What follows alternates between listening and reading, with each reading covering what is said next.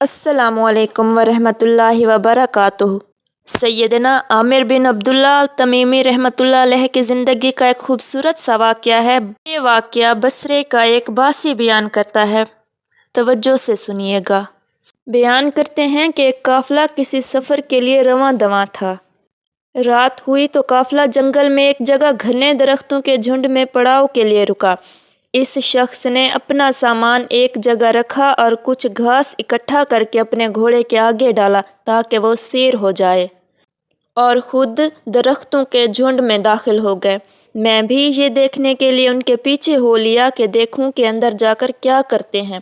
وہ درختوں کے جھنڈ میں دور تک گئے اور ایسی جگہ جہاں کوئی نہ دیکھ سکے کھڑے ہوئے اور نماز شروع کر دی۔ نماز ایسی عمدہ کہ میں نے اس سے پہلے ایسی خشوع و خضوع سے بھرپور نماز نہیں دیکھی تھی، اور اپنے رب سے یہ التجا کرنے لگے، الہی تو جانتا ہے کہ اگر مجھے ساری دنیا دے دی جائے اور کوئی مجھ سے تیری رضا کی خاطر اس دنیا کا سوال کرے تو میں ساری دنیا قربان کر دوں گا صرف تیری رضا کی خاطر۔ الہی میں نے تجھ سے ایسی محبت کی ہے کہ جس سے دنیا کی ہر مصیبت میرے لیے جھیلنی آسان ہو گئی ہے، اور تیرے ہر فیصلے کو تیری رضا کی خاطر تسلیم کیا ہے۔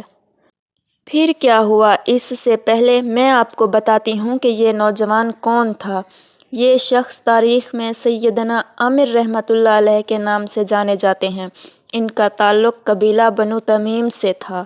آپ کے خاندان کا تعلق وادی نجد سے تھا۔ جب سیدنا فاروق اعظم عمر بن خطاب رضی اللہ کے دور خلافت میں سرزمین عراق کے اندر ایک نئے شہر بصرہ کو آباد کیا گیا تاکہ اس نئے شہر کو فوجی چھاؤنی کے طور پر آباد کیا جائے اور پھر یہاں سے دعوت دین اور جہاد کے لیے قافلے روانہ کیے جائیں، تو ان کا خاندان بھی وادی نجد سے ہجرت کر کے یہاں آن بسا۔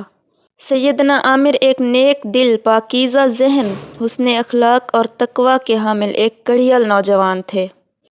جب کبھی بھی میدان جہاد سے مال غنیمت بصرہ پہنچتا تو ان کو ذرا خواہش نہ ہوتی کہ وہ مال غنیمت میں دلچسپی لیں، بلکہ یہ باقی سب سے الگ تھلگ، دنیا کے مال سے بے نیاز اور صرف اللہ تعالیٰ کی محبت دل میں لیے ہوئے اللہ کی رضا حاصل کرنے کے لیے مصروف رہتے تھے۔ بصرہ میں رہتے ہوئے آپ رحمۃ اللہ علیہ زیادہ وقت جلیل القدر صحابی سیدنا ابو موسیٰ اشعری رحمۃ اللہ علیہ کے ساتھ گزارتے، ان سے قرآن مجید کا علم حاصل کرتے، اس پر عمل کرتے اور دوسروں تک پہنچاتے۔ آپ کو قرآن مجید اور سنتوں سے بہت لگاؤ تھا۔ جب آپ نے جوانی میں قدم رکھا تو آپ بہت سارا علم سیکھ چکے تھے۔ پھر آپ نے اپنے وقت کو بنیادی طور پر 3 حصوں میں تقسیم کر لیا۔ ایک حصے میں بصرہ کی مسجد میں لوگوں کو تعلیم دینے، دوسرے حصے میں عبادت کرنے، اور تیسرے حصے کو جہاد فی سبیل اللہ کے لیے وقف کر دیا۔ اس حصے میں اسلحہ سے لیس ہو کر ایک تجربہ کار مجاہد کے روپ میں نمایاں کارنامے سر انجام دیتے تھے۔ آئیے دوبارہ اسی واقعے کی طرف آتے ہیں۔ بصرے کا وہ باسی بیان کرتا ہے کہ پھر مجھے نیند آ گئی۔ نیند گہری نہ تھی، کبھی آنکھ لگ جاتی اور کبھی کھل جاتی، لیکن سیدنا عامر رحمۃ اللہ علیہ پوری رات عبادت میں مصروف رہے، یہاں تک کہ صبح ہوئی۔ اس کے بعد وہ اٹھے، واپس مڑے تو مجھ پر نظر پڑ گئی۔ گھبرائے اور پوچھنے لگے، کیا آپ مجھے ساری رات یہاں دیکھتے رہے ہیں؟ میں نے کہا، جی ہاں۔ سیدنا عامر رحمۃ اللہ علیہ رات بھر مصلی پر کھڑے ہو کر عبادت کرنے والے ہی نہ تھے، بلکہ دن بھر گھوڑے کی پیٹھ پر سوار ہو کر میدان جنگ میں نمایاں کارنامے سر انجام دینے والے بھی تھے۔ فرمانے لگے، خدارا جو تو نے دیکھا کسی کو نہ بتانا، اس کو دل ہی دل میں چھپائے رکھنا، اللہ تمہاری حفاظت کرے۔ آپ ایک جری و بہادر مجاہد تھے۔ جب بھی جہاد کی آواز آتی آپ چاق و چوبند میدان میں اترتے، اور جب بھی کسی معرکے میں حصہ لینے کے لیے مجاہدین میں شامل ہوتے تو اپنا قافلہ تشکیل دیتے، اور جہاد کے سفر پر روانہ ہونے سے پہلے اپنے قافلے کے احباب سے مخاطب ہو کر فرماتے، میرے آپ سے 3 مطالبے ہیں۔ ایک مطالبہ تو یہ ہے کہ میں آپ سب کا خادم بن کر شریک ہوں گا اور کسی کو کوئی اعتراض نہ ہوگا۔ دوسرا، جب بھی اذان کا وقت ہوگا تو اذان میں دوں گا اور آپ میں سے کوئی بھی میرا یہ حق نہیں چھینے گا۔ اور تیسرا مطالبہ یہ ہے کہ میں اپنی حیثیت کے مطابق آپ پر اپنی گرہ سے خرچ کروں گا اور کسی کو کوئی اعتراض نہیں ہوگا۔ اگر قافلے والے آپ کی یہ مطالبات مانتے تو ٹھیک، ورنہ دوسرے قافلے کی طرف چل پڑتے اور اس قافلے کے ساتھ جاتے جو آپ کے مطالبات مان لیتا۔ آپ رحمۃ اللہ علیہ کا شمار ان مجاہدین میں ہوتا تھا جو خطرناک محاذ پر لڑتے تھے، گھمسان کی لڑائی میں مردانہ وار لڑتے اور بے خوف و خطر آگے بڑھتے جاتے تھے، اور جب مال غنیمت کا وقت آتا تو کنارہ کشی اختیار کر لیتے تھے۔